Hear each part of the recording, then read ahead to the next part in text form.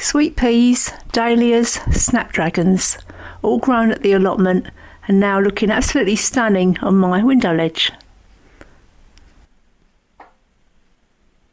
You don't have to have an allotment to grow vegetables. I've got a really small area outside and I'm managing to grow some really lovely tomato plants.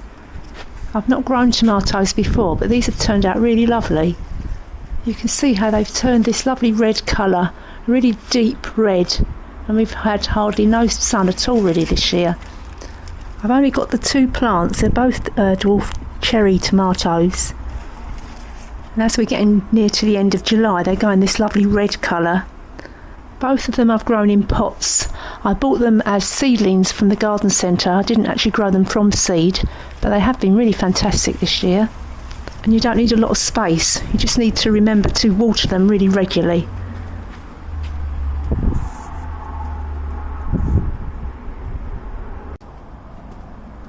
These dwarf cherry tomatoes can be grown in containers or window boxes or anything you have to hand really, as long as it's got holes in the bottom for proper drainage.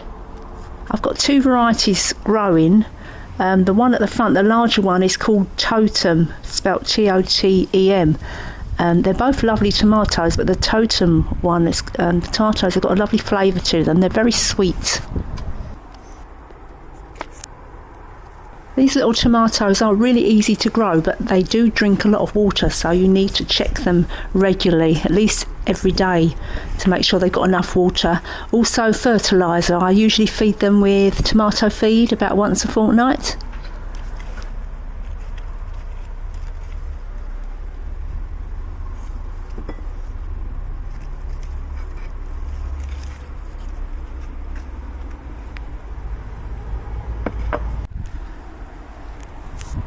Absolutely gorgeous little tomatoes.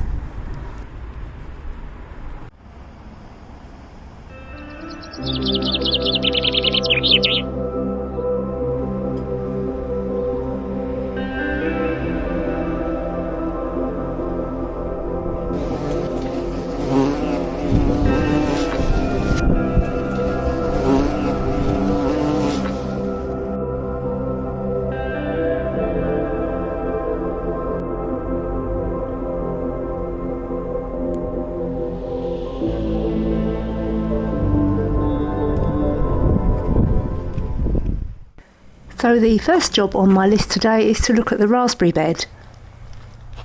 I'm calling it a raspberry bed, but actually it's 3 canes stuck in the ground next to a shed. Having said that, they are growing really well. They're very tall and they've got lots of buds on them. These raspberries are always covered in bees, particularly the big bumblebees. This is a polka variety. Loads of little buds just waiting to ripen into big lush raspberries.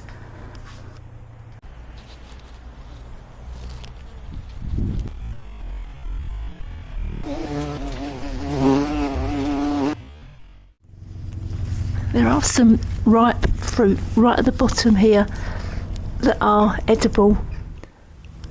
The fruits are hiding underneath the leaves.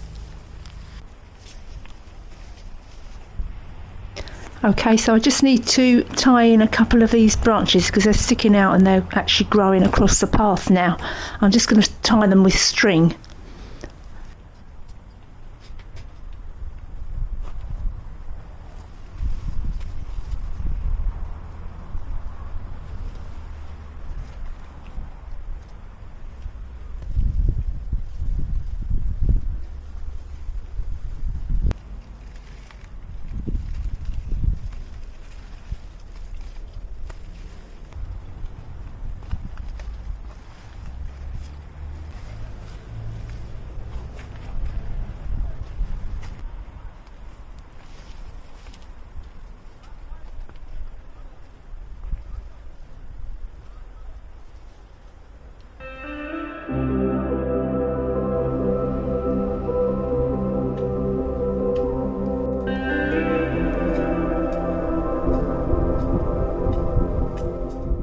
A couple of months ago I had some space at the end of the arches to plant some more plants, and I bought some squash plants. So this is them and I'm really pleased with them. This one here is starting to really look like a squash, and it's quite heavy.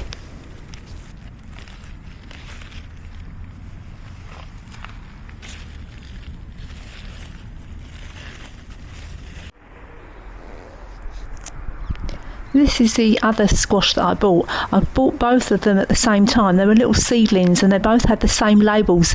But this one has grown like a monster. It's absolutely huge.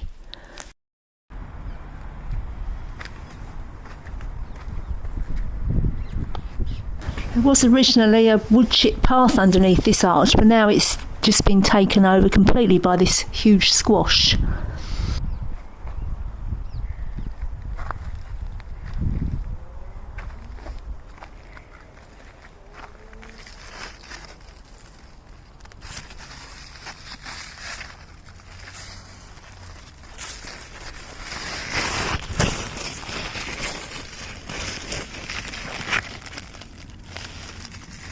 I'm just wondering if these are going to all develop, because I'm going to have so much squash. I like the idea of squash soup. I suppose I can put it in stews and things. Maybe I can make some squash ice cream, squash and chips, or maybe I could make it into a product to put on my face, a squash face pack. Any ideas? Just let me know.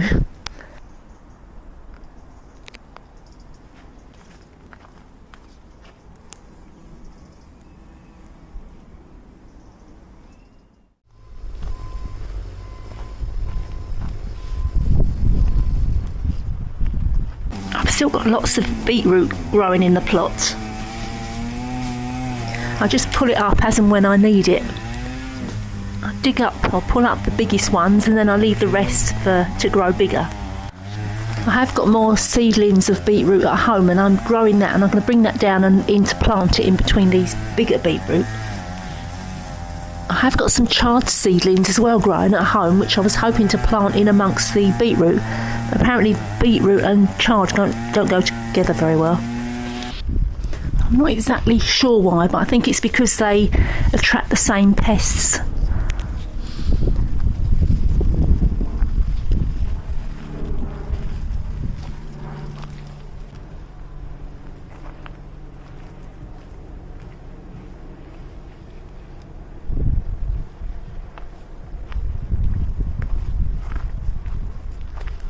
So that's me all done now. I'm going to take my beetroot and my flowers and my runner beans home.